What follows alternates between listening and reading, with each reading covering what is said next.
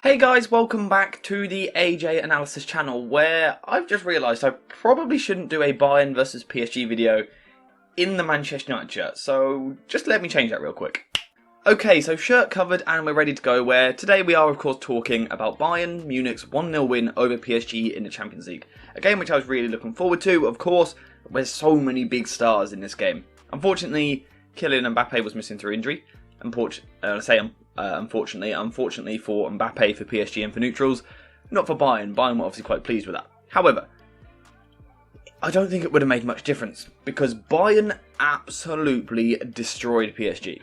Now, Nagelsmann used a shape here, which you can see starts as a bit of a 3-2-4-1. However, it's going to change into something much more attacking. And I think this is a plan which Nagelsmann has had for PSG for a few weeks now. We saw him use it against Gladbach. He's been experimenting with it in the Bundesliga, making slight tweaks, and we really saw it all come together in this game. As for Gautier, on the other side of things, the PSG manager, I'm not too sure what the game plan was.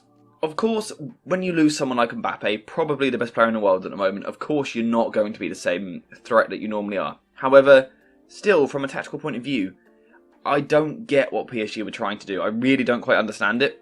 And it meant that a good tactical setup against quite a poor tactical setup, of course Bayern were comfortable, so that's what we're going to be talking about. Before we continue with the analysis, I want to talk to you guys about JerseyFIFA.com, the home of all of the greatest football kits. Whether that's the latest home shirts, the latest away shirts, tracksuits, or even retro kits, Jersey FIFA has a bit of everything. There really is something for everyone, so if you are interested, then make sure to use the link in the description down below and head to JerseyFIFA.com. So we'll start with Bayern on the ball, because that is how the game played out for large periods. And they started by building the ball up from the back, where they faced very, very little pressure. Neymar and Messi aren't two players that want to really go and put a high press on. They showed basically no interest in putting the Bayern Munich defenders under pressure, meaning that the likes of Upamecano, De Ligt and Pavard all had time on the ball to then step forward. And this meant that Bayern very, very quickly got into the shape that they wanted to use. And I think the best way to describe this shape would be as a 3-1-3-3, with Cancelo and Coman pushing high and wide, providing the width, with Choupo-Moting up top, and then we have a line of Musiala, of Leroy Sané and Goretzka, forming this little three in here, and then Kimmich is the solo pivot. And I'll be honest, this was really easy for Bayern to get the ball moving through the pitch and towards the final third, because what we can see is that they have overloads everywhere. So first of all, they're going to overload these two PSG forwards. We've then got a 3 versus 2 in the middle of the park, and with players able to shift from side to side, they could also create numerical overloads in wide areas as well. This really was very easy, and yeah. So one of the reasons that Bayern was so dominant was because they were able to get Kimmich on the ball. Now we know that Kimmich is a high volume player, a player that wants a lot of touches, a lot of passes to really set the tempo and dictate the play.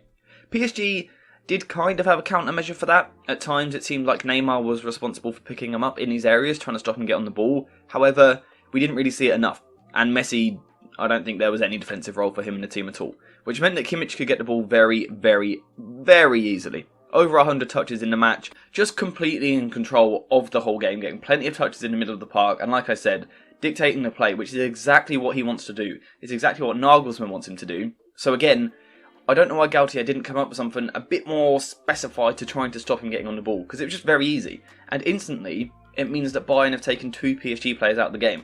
So now you're only defending with 8 men. It just seems daft to sacrifice that much of the pitch so easily, but also 2 of your players.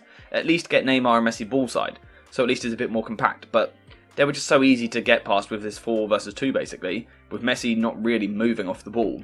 Very easy to get the ball into Kimmich, and then from there we continued to see overloads. And it all came because of this width. The fact that Bayern have so many players in the middle but also out wide as well is really, really important, because what PSG wanted to do was close the space both horizontally and vertically. So if we're talking vertically, we're talking about they don't want gaps between the centre-backs and the central midfielders.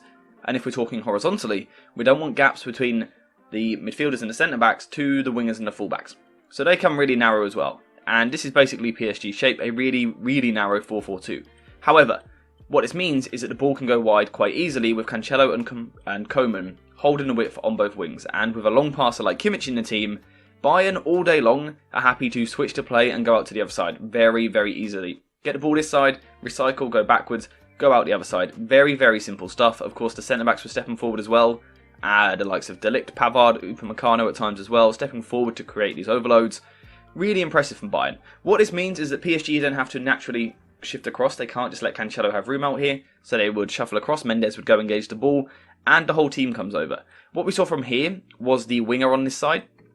And also on the other side when it happens. But the winger on the ball side often then covering the space almost in behind the fullback to make sure that someone like Sane wasn't running off them. And to be fair, I thought they tracked that pretty well.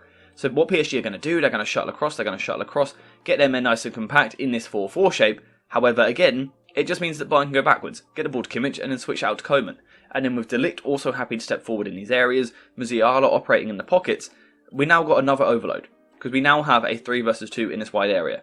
So then what do PSG do again? They then shuttle across once again, looking to stop the same thing from happening. But what's it going to do? It's so obvious and it's just so easy from Bayern. They then go backwards with the ball, go inside to Kimmich, get the ball out towards the other side. Pavard can step forward, Sane's there, and now again they have a 3 versus 2. And I'll be honest, from an analytical point of view as a video, it's a little bit boring because this was so easy from Bayern. Nagelsmann knew that PSG were going to set up in the 4-4-2 shape with Mbappe out through injury, and he had the plan ready for it. And genuinely, it just tore this Bayern team to shreds. And actually, I think he was this PSG team to shreds, I should say. I think Nagelsmann actually was let down by his team a little bit because I think he coached a 3 or 4-0 win here. The players just didn't execute. One of the problems that Bayern had was that they weren't just quick enough with the ball. I feel like when you're dragging a team from side to side like the way they were, whilst also having so many players in the middle, you've got to take that risk and be a bit vertical with some of the passes, get the pass through the line into someone. So when PSG are shuffling across, can you go backwards and then into the feet of Sane who can get on the turn and play like that? I feel like that is something that Bayern could have done quicker. I think a tempo, an intensity, a sharpness thing was the issue for Bayern. I think had they been a bit sharper with their passing, moved the ball about a bit quicker, I think they could have finished this whole tie in the first half of the first game. Because they really were that dominant. The other issue they had was that when they got the ball wide either to Cancelo or Koeman, just a lack of runners in the box. So they would get into an area like this, swing the cross in, and Choupo-Moting was kind of there or thereabouts, but not really making a challenge for the ball. And then Leroy Sane, for example, wasn't really busting a gut to get in the box, neither was Cancelo on the other side. And let's say the ball goes to the other side, Cancelo, in the first half, gets the ball in this wide area.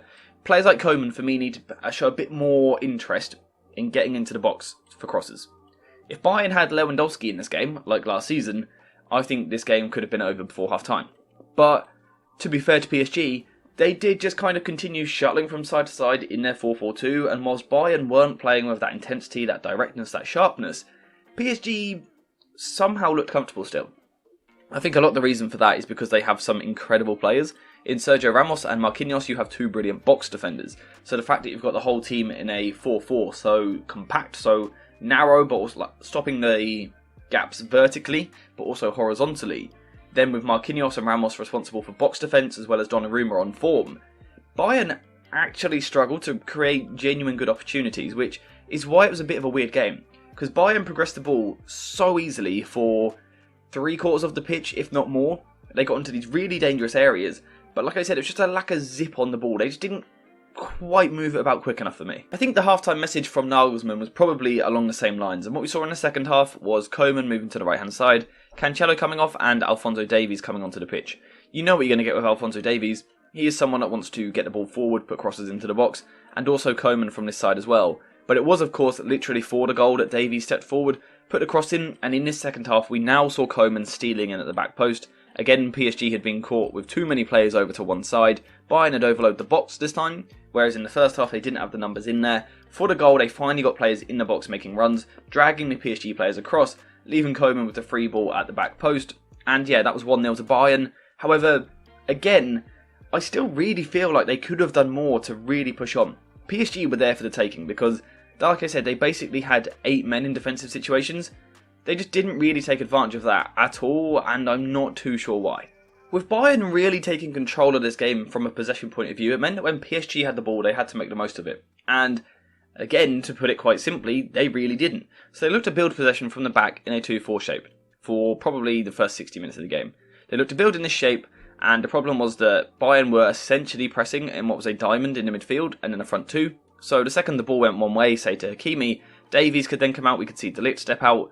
Bayern can now lock on and go man for man and really reduce the options for the player on the ball. The other issue they had, PSG, was that there's no runner. With Kylian Mbappe not in the team, there was no player which wanted to go the other way, someone to stretch Upamecano in behind, And it very much felt like Upamecano knew that he had the pace on Messi and Neymar, which meant that Bayern could squeeze that little bit higher, because they trusted that they could defend the space in behind them. So what this does is it condenses play for PSG, it gives them less options to play forward, less room to attack in behind, so now there's more pressure on the player on the ball, and again, PSG really had nothing in these areas for probably the first 45 to 60 minutes of the match. However, in the last 25 minutes or so, we did see something. Mbappe came onto the pitch, and there was also a slight change of shape, which happened at half time, but we didn't see the effects of it till a bit later. So the change that PSG made was into a bit more of a 3-4-3 shape. We saw Kimpembe coming on for Hakimi, forming this back three with the three centre-backs.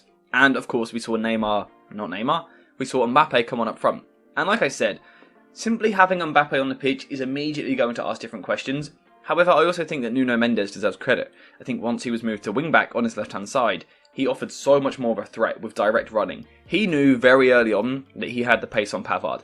There was a situation quite early on in the second half where Mendes knocks the ball, gives Pavard a 5 or 6 yard head start and still gets there ahead of him. Pavard fouls him, arguably could have been sent off for a second yellow card, which he eventually was, but he arguably could have been a bit earlier in the half. But Mendes instantly provided more of a threat, and just in that last 20-25 minutes, it asks more questions of Bayern. Suddenly they're a bit more scared of the space in behind them, because Neymar is now also able to drop a bit deeper.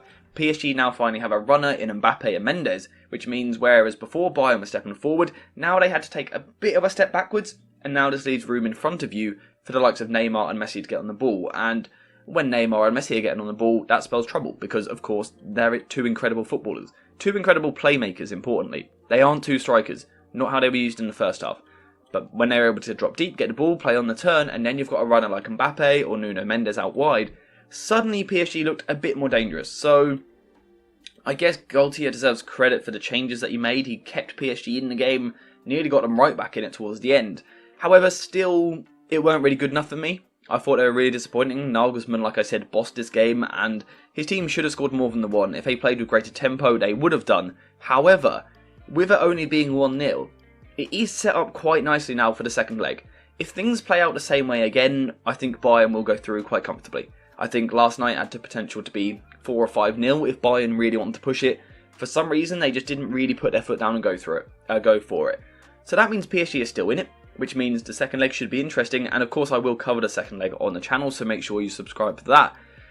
But in general, there was just something missing from this game. There weren't that intensity, there weren't that competitiveness. It was a bit of a disappointing game in my opinion. Tactically, Bayern were very, very good. PSG weren't even close to being what they needed to be, which made it very easy for Bayern. They got the ball forward very easily, but just lacked that cutting edge in the final third, lacked that sharpness, that incision, which, like I said, led to a bit of a dull game at times. However, let me know what you guys think in the comments down below. How good were Bayern? How bad was the PSG shape? How fit do you think Mbappe was? He didn't look fully fit, although was still a threat going in behind. What did you make of Neymar and Messi up top? For me, it just doesn't work as a front two. Potentially someone like Ekitike could have played. Let me know all of that in the comments down below. Bayern definitely deserved their win. It should have been by more, but they just weren't on it. It gives PSG a lifeline, so the second leg should be very, very interesting. But that's all I've got to say for today's video, so thank you guys for watching. I hope you have enjoyed it, and as always, I will see you in the next one.